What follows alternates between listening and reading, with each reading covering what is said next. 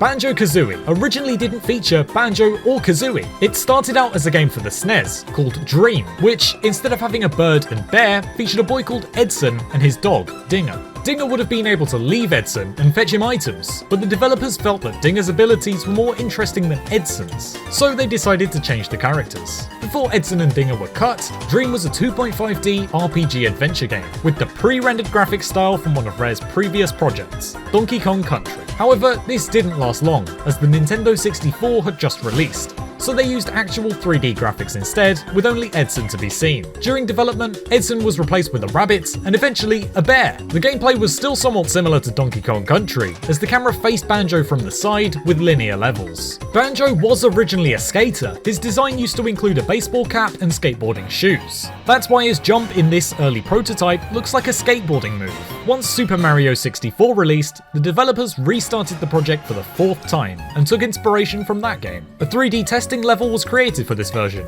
called the Temple Test level, for testing out Banjo's movement in a 3D space. This didn't make it into the final game, but did lead to Kazooie being added so that Banjo could have a double jump. She was only called Kazoo at this point, however. The game's first level, Spiral Mountain, changed a bit throughout development. The grass had a less detailed texture in the early version, there's no waterfall, these platforms are part of the wall in the final game, the bridge has a different design, this tree was removed, Spiral Mountain was at first made out of bricks, and these enemies aren't encountered until Mumbo's Mountain. Speaking of Mumbo's Mountain, that level went through many changes too. Here are a few. The cliff texture had moss in the early version. The water is more transparent in the final game. Mumbo's huts looked less interesting. Mumbo himself changed, with smaller, less bright eyes in the early version, and a slightly differently shaped head. Clanker's cavern looked completely different at this point. The water was less murky, and Clanker was just a normal shark, with barely any textures. Kazooie looks slightly shiny in this version. The animation for Banjo and Kazooie collecting a Jiggy was altered, as he used to run around and throw the Jiggy to Kazooie, but Kazooie only grabs it in the final version. Also, the Jiggy icon that shows up was a sprite, rather than the golden 3D model from the final game. There are some more early icons that were left in the files of the final game. The empty honeycomb icon has an early version from a different angle. This was probably changed as the early one isn't as clear that it's empty. The hourglass icon was originally green, with red sand and eyes. There's a set of dialogue icons for a cut coconut character. The Christmas tree found in Freeze Easy Peak has a small icon. 12 button icons were left behind. There are icons for A, B, up, down, left, right,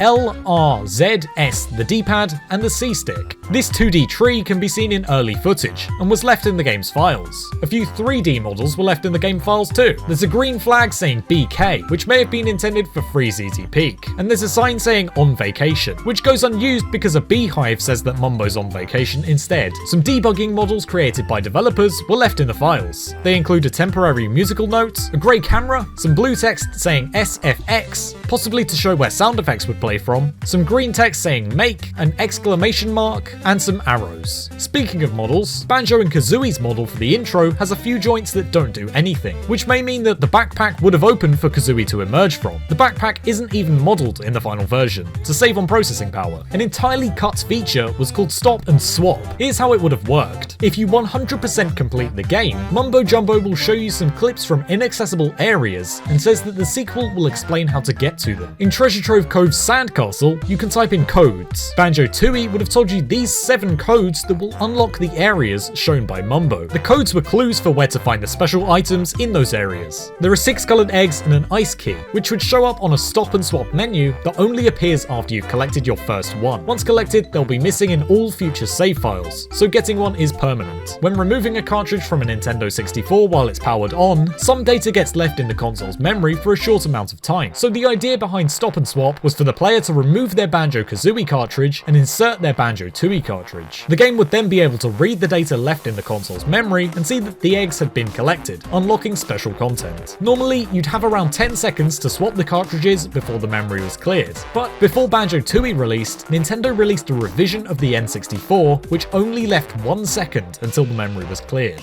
This was too quick for most people, so Rare had to scrap the concept and not mention it in the sequel, even though they filed a patent for it. Another cut feature is in the pause menu, where an unused option saying exit to Witch's Lair can be shown using these Game Shark codes. It was even visible in the American version's instruction booklet. This Game Shark code will swap out Mumbo's Mountain with this test map. It's got 8 checkered slopes of varying steepness, though Banjo can't walk up any of them. You can only access this level in the US 1.0 version of the game. Also exclusive to this version are these yellow numbers that show up when the video or audio interface glitches. Only the developers currently know what they mean, and they won't appear if the game crashes.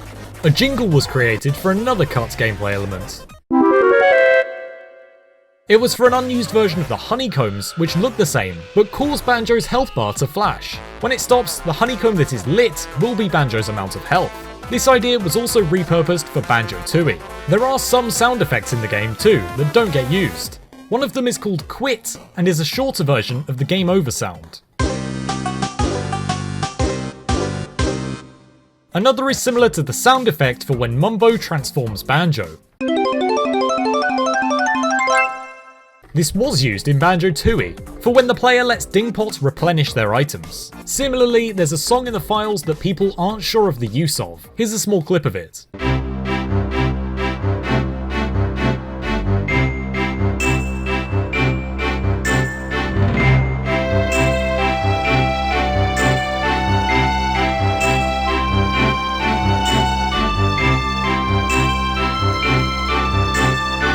It may have been intended for Freeze Easy Peak. Freeze Easy Peak's final music has an unused underwater track, as the water is too cold to swim in. This is what it would have sounded like.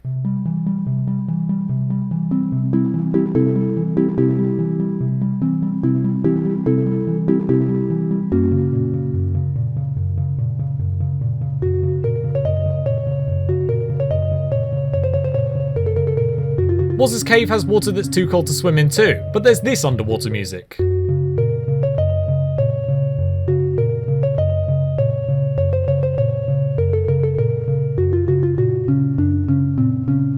The engine room in Rusty Bucket Bay, according to designer Greg Mayles, was originally going to flood, so Grant Kirkhope made this underwater variant of the room's music.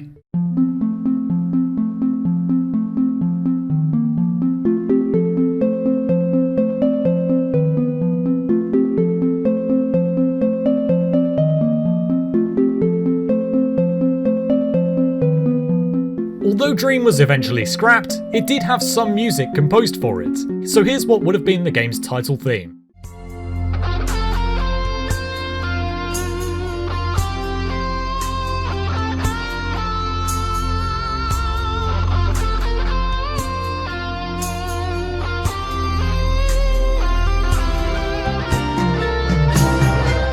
If you like this video, share it with someone who might be interested, and subscribe. Check out some of our other videos too. Thanks for watching.